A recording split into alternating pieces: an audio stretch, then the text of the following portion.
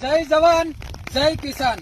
આજ તારીખ 27 ઓક્ટોબર 2025 ના રોજ જે સૌરાષ્ટ્ર અને દરિયાકાંઠે જે ખેડૂતો લાખો ખેડૂતોને જે નુકસાન થયું છે કપાસ મગફળીમાં, આ તમે જોવો છો જે પાથરા તણાય છે, એના માટે થઈ અને આજે ખેડૂતોને લાખો રૂપિયાનું જ્યારે નુકસાન થયું છે ત્યારે આ સરકાર કદાચ ઉદ્યોગપતિને 1 લાખનું નુકસાન થયું હોય તો આ સરકાર 70-75,000 આપે છે, પણ જગતનો તાજ કહેવાય, જગતનો પોષણહાર ખેડૂત, એને જયારે લાખનું નુકસાન થાય તો આ 5-25,000 આપતી નથી, એનું અમને ખેડૂતને બહુ દુઃખ છે।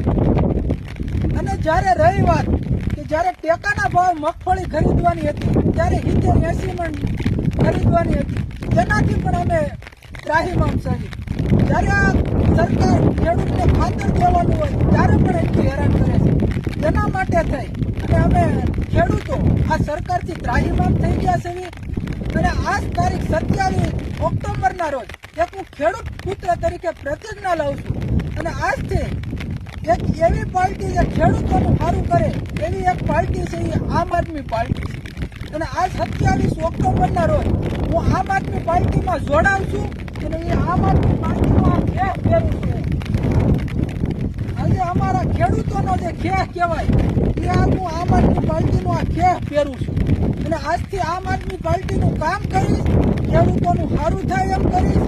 અને આ વર્ષે એટલું બધું ખેડૂતો ત્રાહિમામ થઈ ગયા, કદાચ કોઈના ઘરને આંગણે દીકરા દીકરીના લગ્ન હોય એને પૂછ્યો એને શું વેદના છે, કદાચ એક તોલ સોનું આ સમયમાં એટલી મોંઘવારીમાં નહીં દઈ શકે, પણ એક જાન જમાડવી ને એ એના માટે મુશ્કેલ છે।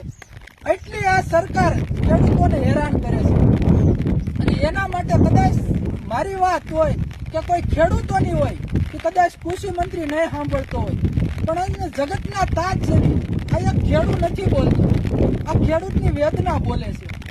એના માટે થઈ અને અમે સરકારશ્રીને એટલું કહેવી છીએ કે કોઈ નાનો ખેડૂત હોય એને સહાય આપો। આ તમે જોવો, આ દ્રશ્યો જોવો, આ મગફળી એક પાણીમાં પલળી રહી છે, આ કદાચ